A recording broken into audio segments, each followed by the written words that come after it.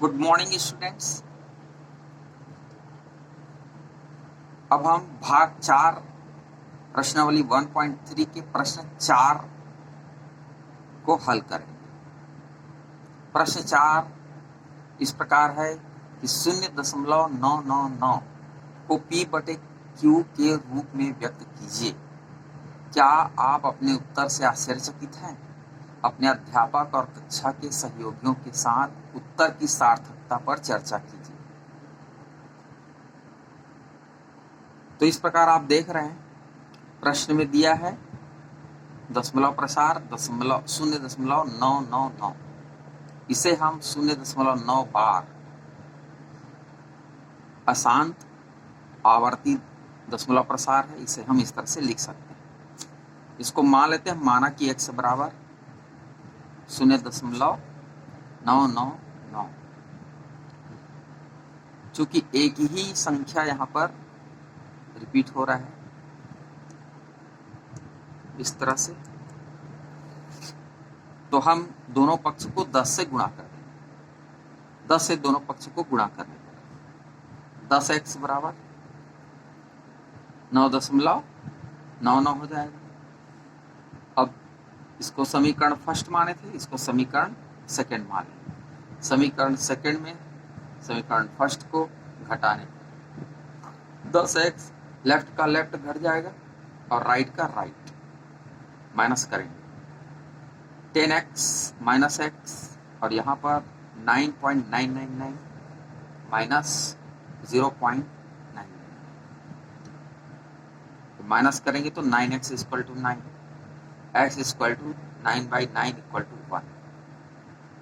आप पहले भी देख चुके हैं 0.6 का बार, इसका जो परिमेय संख्या के रूप में निरूपण था वो 6/9 के रूप में आया था।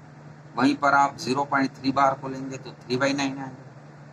इसका मतलब 9 हर में आते ही बार हट जाता है। यह एक प्रकार का अभिधारणा के रूप में इसे ले सकते हैं। ठीक उसी तरह जिस तरह दशमलव हटाने के लिए हम सामान्य भिन्न में 10 दशमलव जैसे 5 है, तो इसका दशमलव हटाने के लिए नीचे में क्या हो जाएगा, 105/100 हो जाएगा। एक शून्य हम बढ़ा देते हैं। ठीक उसी तरह मान के यहाँ पे चला जा सकता है कि हर में 9 आने से बार हट जाता है।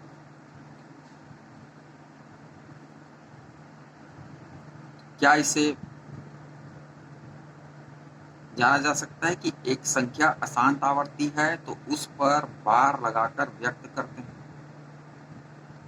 अशांत है, आवर्ती है, तो उस संख्या को हम बार लगा देते हैं। जैसे 0.999 है, अशांत है, आवर्ती है, इसे हमने क्या व्यक्त किया था, 0.9 बार के रूप में देखा। और क्या कह सकते हैं, 9 से भाग देने पर बार हट जाता है। जिस प्रकार दशमलव हटाने के लिए हर में शून्य लगाया जाता है, यही हमारा अवधारणा है। अब प्रश्न क्रमांक 6 ये है P बटे Q जहां Q 0 नहीं है के रूप की परिमेय संख्याओं के अनेक उदाहरण लीजिए जहां P और Q पूर्णांक हैं जिनका एक के अतिरिक्त अन्य कोई उभयनिष्ठ गुणनखंड नहीं। केवल ऐसी संख्या को लेना है P और Q के रूप में जो अभाज्य है। कहने का मतलब अपने आप से और केवल एक से विभाजित होता है। तो जिसका शांत दशमलव निरूपण है, और उसका दशमलव निरूपण कैसा होना चाहिए, शांत होना चाहिए। क्या आप अनुमान लगा सकते हैं कि Q को कौन सा गुण अवश्य संतुष्ट करना चाहिए? एक ऐसे नियम हम देखेंगे इस प्रश्न को हल करके कि वह सभी पर लागू होगा। एक नियम बन जाएगा कि हर कैसा होना चाहिए, तो वह शांत परिमेय संख्या कहलाएगा। उसका दशमलव निरूपण किसी परिमेय संख्या का शांत कब कहलाएगा, इसके बारे में हम नियम बना सकेंगे। तो मान लिया कि वह परिमेय संख्या 1/2 है, 1/4 है, 7/8 है, 17/20 है।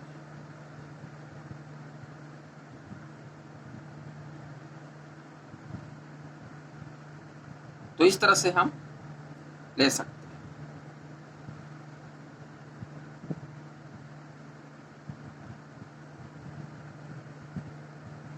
जिसका कोई उभयनिष्ठ गुणनखंड ना हो, तो ऐसी संख्याएं ली गई 1 और 2 का केवल एक ही उभयनिष्ठ गुणनखंड है, 1 और 4 का एक ही उभयनिष्ठ गुणनखंड है, 7 और 8 का, 17 और 20 का कोई उभयनिष्ठ गुणनखंड नहीं है, ऐसी संख्या को लिया गया। एक के अतिरिक्त अन्य कोई उभयनिष्ठ गुणनखंड नहीं है, उभयनिष्ठ गुणनखंड नहीं है, यह कंडीशन प्रश्न में दिया, इसलिए हमने कोई भी ऐसी संख्या लिया जिसका कोई भी उभयनिष्ठ गुणनखंड नहीं। अब हम कोशिश ये करेंगे यहाँ पर कि हर जो है 10 या 10 के घातांक के रूप में व्यक्त किया जा सके। हर को ऐसी संख्या से मल्टीप्लाई करेंगे जिससे कि यह हर यहाँ पर 2, 4, 8, 20 ये 10 या 10 के घात के रूप में 100, 1000 ऐसे बन जाना चाहिए। 1/2, अब 2 को हम 10 बना सकते हैं, इसके लिए किससे गुणा करेंगे, 5 से। 5 से हर को हम गुणा करेंगे और अंश को भी उसी संख्या से गुणा करना है। तो इस तरह आप देखेंगे इसका मान 5/10 आ जाएगा, 0.5 इसका आंसर हो जाएगा। 1/4, तो 4 को हम क्या बना सकते हैं, 100 बना सकते हैं। इसके लिए 25 से मल्टीप्लाई करो, 25 से, तो 25 चौक 100, 25 से अंश को भी गुणा करेंगे, तो इस तरह से 25/100 आ गया। 5/10, 25/100, और इसका मान हो जाएगा 0.25। इसी तरह 7/8, 7/8 को 8 को हम क्या बना सकते हैं, 1000 बना सकते हैं। 125 से मल्टीप्लाई कर दीजिए, 125 अंश और हर मल्टीप्लाई करने से इस तरह से 875/1000 आ जाता है, और इसका मान आप अच्छी तरह जानते हैं। इसका मान बहुत ही आसानी से निकाला जा सकता है, और ये है 0.875। और आगे देखते हैं 17/20, 20×5 100, 20 को 100 बनाया जा सकता है।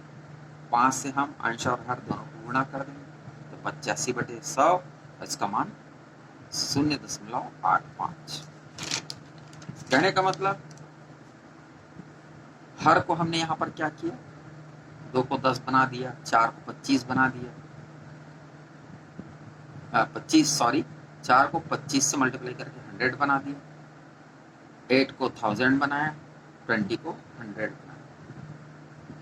हर यहाँ पर हमारा उद्देश्य है कि हर को हम 10 या 10 के घातांक के रूप में व्यक्त करें। इस प्रकार हमें ज्ञात होता है कि यदि हर को एक उपयुक्त संख्या से गुणा करने पर 10 या 10 के घातांक के रूप में मान प्राप्त होता है, तो परिमेय संख्या शांत होगा। हर एक बार उत्तर दशमलव प्रसार उसका शांत आता है। इससे पता चलता है कि हर का गुणनखंड यदि 2 या 5 या दोनों संख्या हो तो परिमेय संख्या शांत होगा। अब एक नियम बन गया, कोई भी परिमेय संख्या दिया है तो उसके हर का हम गुणनखंड करेंगे और देखेंगे कि उसका गुणनखंड 2 या 5 के घातांक के रूप में आते हैं, तो वह संख्या परिमेय संख्या शांत, उसका दशमलव प्रसार शांत होगा। बहुत ही क्लियर है ये।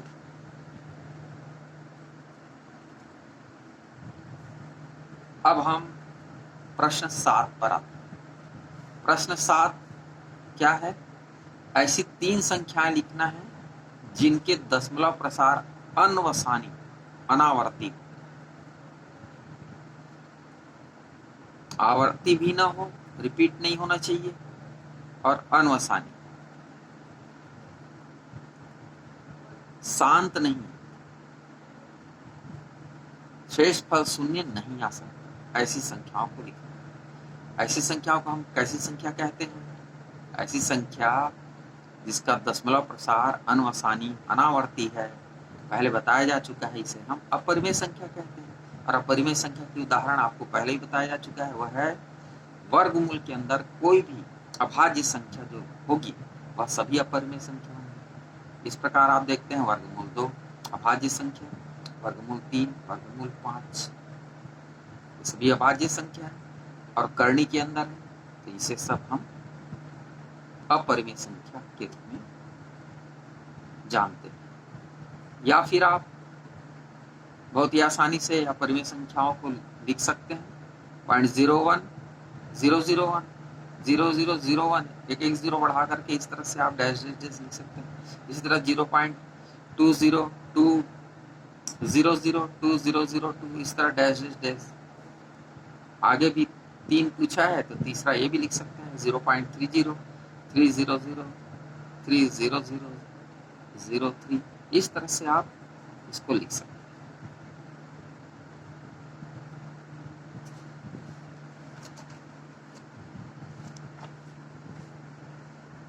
तो आज के लिए इतना काफी है। नेक्स्ट डे हम प्रश्न 8 और आगे के प्रश्नों पर चर्चा करेंगे। Thank you.